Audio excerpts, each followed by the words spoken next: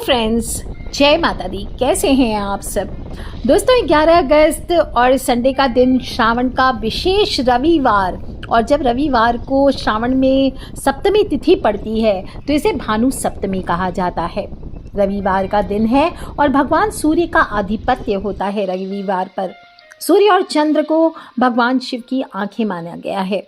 ऐसे में जहाँ सोमवार चंद्रमा का दिन होता है, वहीं रविवार को भगवान सूर्य का दिन माना गया है।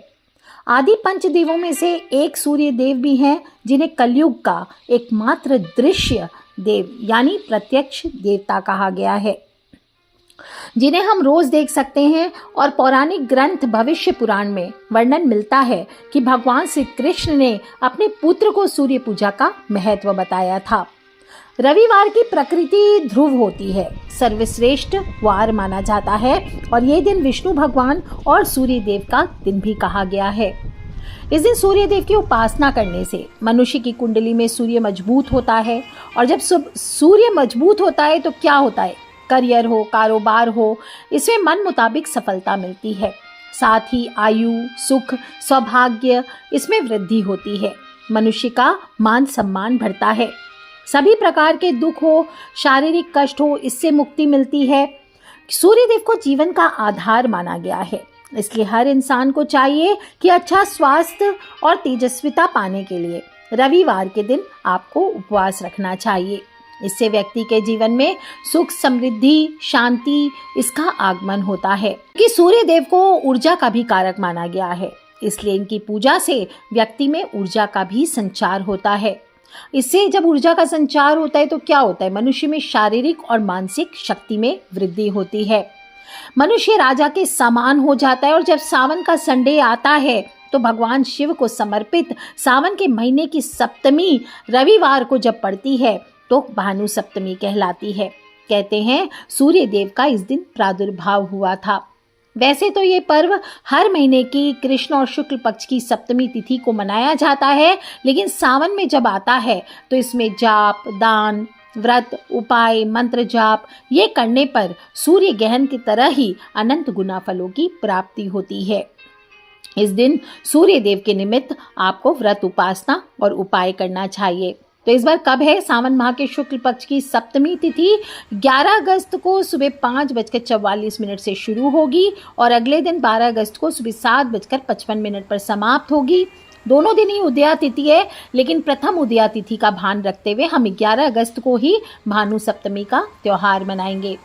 और इस बार तो भानु सप्तमी पर बहुत सारे मंगलकारी शुभ योग बन रहे हैं। इस दिन दोपहर को 3:49 तक शुभ योग का निर्माण हो रहा है। इसके बाद शुक्ल योग का संयोग है और इस दिन स्वाति नक्षत्र भी है। वहीं गर और वाणिज्यकरण का भी संयोग है। तो इस दिन आप शुभ मुहूर्त में जल देंगे, दान पुण्य करेंगे, कोई उपाय करेंगे तो वो आपके जीवन में यश, वैभव, मान सम्मान को देने वाला होगा। अगर आप किसी भी मनुष्य के जीवन में सूर्य की अशुभता हो जाती है तो क्या होता है, उस व्यक्ति को मानसिक और शारीरिक कष्टों का सामना करना पड़ता है। और भानु सप्तमी पर यदि ऐसा मनुष्य सूर्य देव की पूजा कर ले तो कुंडली में सूर्य ग्रह की अशुभता धीरे से दूर हो जाती है, समाज में उसका मान सम्मान बढ़ने लगता है। सूर्य देव को आत्मा का भी कारक माना गया है और अगर आपके जीवन पर सूर्य देव की कृपा बरस गई तो निश्चित रूप से आपको जीवन में धन, धान और समृद्धि की प्राप्ति अपने आप ही हो जाती है। दोस्तों, इस दिन जो लोग पूजा करना चाहते हैं वो लोग 8:30 बजे से सुबह 9:30 बजे तक का श्रेष्ठ समय है, पूजा करें। और बाकी गंगा समेत इस दिन पवित्र नदियों में स्नान किया जाता है। अपने घर के मुख्य द्वार को हर त्योहार की भांति साफ सुथरा करके नित्य कर्मों से निवृत्त होकर के आज के दिन विशेष रूप से अशोक के पत्तों का बंदरवार लगाया जाता है। कम से कम 7 पत्ते आप डाल करके कलावे में या कैसे भी आपको मुख्य द्वार पर आज के दिन लगाने चाहिए। जो लोग गंगा जी नहीं जा सकते वो लोग घर में, बारिश का समय है, सावधानी पूर्वक जाए। सभी जगह वाटर लेवल राइज कर चुका है, इसलिए बहुत सावधानी से कहीं बाहर में स्नान करें। और नहीं तो आप घर में ही थोड़ा सा बाल्टी में गंगा जल डाल के आपको स्नान करना चाहिए। गंगे च यमुने चैव गोदावरी सरस्वती नर्मदे सिंधु कावेरी जले अस्मिन् सन्निधिं कुरु, इस मंत्र को बोलते हुए स्नान करिए और नहा लीजिए। और इस दिन ऐसे तो एक वस्त्र पहनने का विधान आता है, जैसे पुरुष जो है वो धोती पहने, स्त्रियां जो है साड़ी पहने, और लाल सुंदर वस्त्र धारण कर सूर्य देव को एक लोटा जल से अर्घ्य देना चाहिए। ध्यान रखें, जल चढ़ाते समय सूर्य के मंत्रों का जाप करें। ओम श्रीम हिरण्यगर्भाय नमः, एहि सूर्य सहस्त्रांशो तेजो राशि जगतपते, अनुकंपे मांग देवी गृहाण अर्घ्यम दिवाकर, इस मंत्र का जाप कर सकते हैं। आप गायत्री मंत्र का जाप कर सकते हैं। ओम भूर्भुवः स्वः तत्सवितुर्वरेण्यं भर्गो देवस्य धीमहि धियो यो न प्रचोदयात्। इसके अलावा आप ओम आदित्याय नमः, ओम सूर्याय नमः, इस प्रकार से मंत्रों का जाप करें। आपको कोई विशेष मनोकामना हो तो इस दिन सूर्य देव के निमित्त आप ओम ह्रीम ह्रीम सूर्याय सहस्त्र किरणाय मनोवांछित फलम देहि देहि स्वाहा, इस मंत्र का जाप कर सकते हैं। इसके बाद तांबे के लोटे से आप सूरज भगवान को अर्घ्य दीजिए।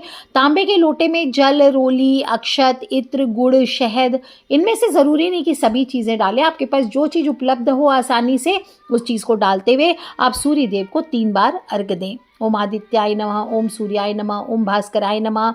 और आज के दिन 7 लाल फल, कोई भी लाल फल आप ले सकते हैं, 7 लाल फल चढ़ाकर आपको दान करने की मान्यता है। कहा जाता है इस छोटे से उपाय से आपके नेत्रों की ज्योति में वृद्धि होती है, मनुष्य को तेज, प्रतिष्ठा, विद्या, वैभव प्राप्त होता है और दरिद्रता आपके घर से दूर होती है। दुख शोक हो आपके घर पर तो उससे आपको मुक्ति मिलती है, सौभाग्य की प्राप्ति होती है। आज के दिन अगर आप दीपक आदि करना चाहते हैं सूरज देव के निमित्त, तो आप तांबे या मिट्टी के दीपक में गाय के घी का दीपक कीजिए। उसमें थोड़ा सा 1 चुटकी सिंदूर डालिए लाल वाला, अगर की धूप कर सकते हैं, लाल चंदन चढ़ा सकते हैं, लाल ही पुष्प चढ़ाइए, सेव का फलाहार चढ़ाया जाता है, बेसन के लड्डुओं का भोग लगाया जाता है और रुद्राक्ष की माला से आप कोई भी मंत्र मैंने जो बताए हैं ऊपर, आप उसका जाप कर सकते हैं। इस दिन आपको आदित्य हृदय स्तोत्र हुआ, चाहे आप सुन लीजिए हिंदी में, मैं कोशिश करूंगी आपसे शेयर करूं हिंदी में आदित्य हृदय स्तोत्र का पाठ, आप वो सुन सकते हैं। सूर्य चालीसा पढ़ सकते हैं, सूर्य कवच का पाठ करें। अंत में आरती करते हुए सुख समृद्धि की कामना करनी चाहिए। अर्घ्य देने के बाद सूर्य देव का ध्यान करते हुए चारों तरफ अपने अपने स्थान पर आपको घूम लेना चाहिए। वैसे नियम होता है 4 बार घूमने का, और उसके बाद जो गिरा हुआ जल है उसको अपनी आंखों में लगाना चाहिए। ध्यान रखना चाहिए जब आप अर्घ्य दे रहे होते हैं तो जल की जो बूंदें आप अर्घ्य देंगे वो कोई ऐसे स्थान पर देना चाहिए जहां कच्ची मिट्टी हो, ताकि आपके पैरों पर जल ना गिरे। और अगर ऐसा पॉसिबल नहीं है तो पहले किसी बर्तन में या बाल्टी रख करके आप उसमें अर्घ्य दे लीजिए, उसके बाद उस जल को आप पौधों में डाल सकते हैं। कुछ बातों का ध्यान भी रखना है। इस विधि से आपको भानु सप्तमी पर सूर्य देव की आराधना करनी है और अर्घ्य देने के बाद मांस, मदिरा आदि का सेवन नहीं करना है। जो भी आप पूजा पाठ करेंगे, आपको जो भी प्रसाद आप चढ़ाएंगे, भोग लगाएंगे भगवान को, उसका प्रसाद का वितरण अवश्य करना चाहिए। आज के दिन गरीबों को दान भी करना चाहिए। और बासी जल का इस्तेमाल, ऐसा नहीं कि आप जिस तांबे के लोटे से पुराना जल पड़ा है तो आपको सूर्य देवता को अर्घ्य देना है तो उसी लोटे को लिया, उसी में सब चीज डाल के अर्घ्य दे दिया। बासी जल से अर्घ्य नहीं देना चाहिए। उस जल को आप पहले किसी पौधे में डाल दीजिए, इसके बाद फ्रेश वाटर भर के आपको मंत्रों का जाप करके उससे आपको अर्घ्य देना चाहिए। और अगर आप रोज सूर्य पूजा करते हैं तो रेगुलर एक ही टाइम पर आपको सूरज भगवान की पूजा करनी चाहिए। ऐसा नहीं कि आज सुबह 7 बजे किया, कल दोपहर को 12 बजे, आज 9 बजे, ऐसे नहीं, एक ही समय पर रोज आपको नियमित रूप से आपको पूजन करना चाहिए। और अगर संभव हो तो जल में कुमकुम या लाल चंदन और लाल पुष्प तो अवश्य डालें। और अगर ये चीज़ें उपलब्ध नहीं है तो कम से कम अक्षत यानी चावल को आपको थोड़ा सा ज़रूर डालना चाहिए। अर्घ्य देते समय मंत्रों का जाप अवश्य करें। ओम सूर्याय नमः, ओम आदित्याय नमः, ओम भास्कराय नमः, ओम गृणी सूर्याय नमः, कम से कम 7 बार आज के दिन आपको जाप जरूर करना है। और हमेशा सूर्य को, चाहे बादल भी हो और सूर्य उदय नहीं भी हुआ है तो भी आपको पूरब दिशा की ओर मुख करके ही सूरज भगवान को हमेशा जल देना चाहिए। आप चाहें तो आज मैं एक छोटा सा उपाय बताती हूँ गुलाब जल का। आप उसमें गुलाब जल की भी कुछ बूंदें डाल सकते हैं और फिर बाद में जो ज़मीन पे जल गिरेगा, नीचे से थोड़ा जल उठा के पूरे घर में आप इसका छिड़काव कीजिए। देखिए कैसा कमाल आपके जीवन में होता है। साथ नकारात्मक ऊर्जाएं दूर होती है, ग्रहों के दोष दूर होने में मदद मिलती है, मानसिक शांति आती है। अतः कोशिश करें कि गुलाब जल डाल के अगर आप अर्घ्य दे रहे हैं तो उसका छिड़काव बाद में पूरे घर में अवश्य करना चाहिए। दोस्तों पुराणों में कहा गया है कि भानु सप्तमी की जो तिथि है, सूर्य देव की उपासना तथा व्रत जो भी मनुष्य इस दिन करता है वो सभी शारीरिक कष्टों से मुक्ति पा जाता है। और सूर्य देव को आप अर्घ्य देते हैं तो इसके कई शुभ परिणाम आप स्वयं ही महसूस करने लगते हैं और इसके प्रभाव से धन समृद्धि घर में आती है, सेहत दुरुस्त होती है और नियम अनुसार सूर्य देव को अगर आप अर्घ्य नहीं देते तो आपको वैसा फल प्राप्त नहीं होता जैसा आप चाहते हैं। तो नियमों का पालन जरूर कीजिए, आप देखेंगे आपके जीवन में आरोग्य जीवन का वरदान आपको प्राप्त होगा। और आप भी सूर्य देव की कृपा के भागी बनना चाहते हैं तो श्रावण मास की एक खास भोले बाबा की तिथि पर सूर्य देव का विधि विधान से पूजा उपासना जरूर करें। आज के लिए इतना ही दोस्तों, मैंने आप सबको कथा भी सुनाने की कोशिश की, मंत्र बताए हैं और जल के लोटे में थोड़ा सा गुलाब जल डाल करके आप अर्घ्य दीजिए। ये स्वयं भी करें और अपने फ्रेंड्स, फैमिली, मम्मी पापा, भाई बहन, बच्चे सभी लोगों से छोटी छोटी बातें हैं इनको शेयर करते रहा करें, क्योंकि हमें नहीं पता उपाय कब किसकी लाइफ बदल दे। So love you all friends, take care, जय माता दी। आप सभी को श्रावण के रविवार की हार्दिक हार्दिक शुभकामनाएं। वीकेंड है तो सभी लोग कोशिश करें बड़े प्यार के साथ, शांति के साथ अपने घर परिवार के साथ समय बिताएं। और बच्चों को, छोटे छोटे बच्चे हैं तो पापा लोग अगर मुझे सुन रहे हैं और सिर्फ संडेज को आप घर पे रहते हैं तो अपने बीवी बच्चों को घूमने के लिए जरूर लेकर के जाएं। आज के लिए इतना ही दोस्तों, खिलखिलाते रहें, मुस्कुराते रहें। Take care friends, love you all, जय माता दी, बम भोलेनाथ की जयकारा, शेरा वाली दा बोल, साचे दरबार की जय।